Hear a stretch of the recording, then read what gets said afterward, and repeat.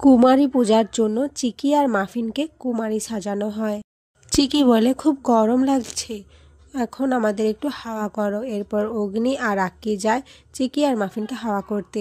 কথা এই দৃশ্যটা দেখে জুনিকে বলে, সব বাবারাই মনে হয় মেয়েদেরকে একটু বেশিই ভালোবাসে, শুধুমাত্র আমার বাবা ছাড়া। কিন্তু আমি জানি মামা আমাদের খুব ভালোবাসতো জুনি, মামা আমাকে বাবার স্নেহ দিয়েছিল। জুনি বলে, হ্যাঁ রে কথা, চিকি আর মাফিনকে দেখলে আমাদের ছোটবেলাকার কথাগুলো মনে পড়ে যায়। এদিকে গুহ পরিবারের ঢাক বাজানোর কম্পিটিশন শুরু হবে, তার তোড়জোড় লেগে যায়। ঠিক তখনই প্রান্তিক ছদ্মবেশে গুহ পরিবারে চলে আসে। চিত্রা প্রান্তিককে বলে, প্রান্তিক হুটোপাটা করবে না, আমাদের কিন্তু সতর্ক থাকতে হবে, একটু যদি ভুল হয়ে যায় তাহলে কিন্তু আমাদের সব প্ল্যান জলে চলে যাবে। আর তোমার সামনেই আমি ঢাক রেখে এসেছি, ওই ঢাকের ভেতরে তুমি বোমটা লুকিয়ে দাও, এটাই কিন্তু তোমার পরীক্ষা।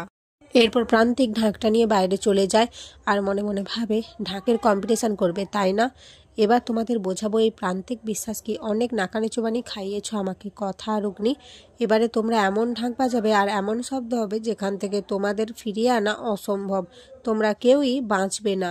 এদিকে প্রান্তিক বোমটা লুকিয়ে দিয়ে ওখান থেকে পালিয়ে যায়, আর কথা সেটা দেখতে পেয়ে যায়। কথা বলে মনে মনে, কি ব্যাপার, আমি যেন প্রান্তিককে দেখলাম মনে হলো, কিন্তু ও এখানে কি করছে, আবারও কি কোনো ক্ষতি করতে চাইছে আমাদের, বাচ্চারা ঠিক আছে তো। অগ্নি কথাকে এভাবে চিন্তা করতে দেখে বলে, কি হয়েছে কথা, তুই এত টেনশন করছিস কেন, আর চিকি মাপিন তো ঠিক আছে। তখন কথা বলে, না না পাচক মশাই, আমি কিছু নিয়ে টেনশন করছি না। কথা মনে মনে ভাবে, এখনই কাউকে জানানো যাবে না, এখনই যদি আমি জানাই তাহলে টেনশন করবে সবাই, আর এই মুহূর্তটাকে আমি নষ্ট হতে দিতে চাইছি না। কিন্তু আমারও ভয় করছে, প্রান্তিক বিশ্বাস এখানে কি উদ্দেশ্য নিয়ে এলো, আবার কি নতুন কোনো ঝড় আসতে চলেছে আমাদের পরিবারে। তখন কথা অগ্নি বলে, আমার মনে হয় তুই টেনশন করছিস এটার জন্য যে তুই আমার থেকে হেরে যাবি, তাই তো। অগ্নি তখন এই কথাটা বলে, তখনই কর্তা দাদু বলে, না আমার কথা মা হারবে না, আমার কথা মাই জিতবে। কি কথা মা, তুমি জিতবে তো? কথা বলে, হ্যাঁ কর্তা দাদু, আমি জিতবো। এরপর অগ্নি কথার কাছে এসে বলে, কথা তুই কি নিয়ে এত টেনশন করছিস, আমি কিন্তু তোকে খুব ভালো করেই চিনি। এরপর কথা বলে, সে প্রান্তিক বিশ্বাসকে দেখেছে। অগ্নি বলে, প্রান্তিক বিশ্বাস এখানে, আমার মনে হয় তুই ভুল দেখেছিস কথা। কথা বলে, না পাচক মশাই, প্রান্তিক বিশ্বাস এসেছে। অগ্নি বলে, ঠিক আছে তুই টেনশন করিস না, আমি ব্যাপারটা দেখছি। এদিকে ছোটকা বলে, খুব তাড়াতাড়ি ঢাকের কম্পিটিশন শুরু হয়ে যাবে, আমাদের প্রতিপক্ষ কথাকলি গুহ এবং অগ্নিভোগ গুহ। অগ্নি তখন বলে, কথা আমি যখন ঢাক বাজাবো তখন কিন্তু মাফিন চিকির সাথে তোকেও নাচ করতে হবে। কথা বলে, কেন আমি কেন নাচ করবো, আমরা না প্রতিপক্ষ, আর এমন তো হওয়ার কথা ছিল না। অগ্নি বলে, তাহলে কিন্তু আমি ঢাক বাজাবো না, আর মাফিন চিকি নাচবে তার সাথে তোকেও নাচ করতে হবে, না হলে কিন্তু আমি ঢাক একদমই বাজাবো না। এরপর দুজনের মধ্যে খুনসুটি শুরু হয়ে যায়। এদিকে চিত্রা অঙ্কিত আর অর্ণার কাছে এসে বলে তাদের সাথে তার কিছু দরকারি কথা রয়েছে, তাই তারা যেন চিত্রার সাথে একটু বেরিয়ে আসে। কিন্তু অঙ্কিত চিত্রা কোনো কথা শুনতে চায় না।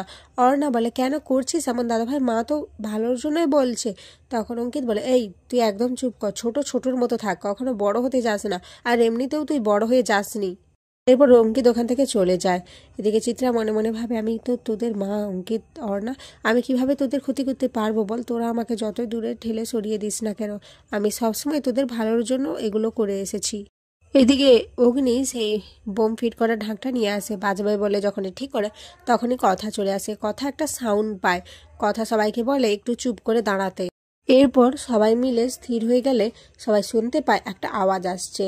তখন সবাই খোঁজাখুঁজির চেষ্টা করে যে এটা কিসের আওয়াজ আসছে।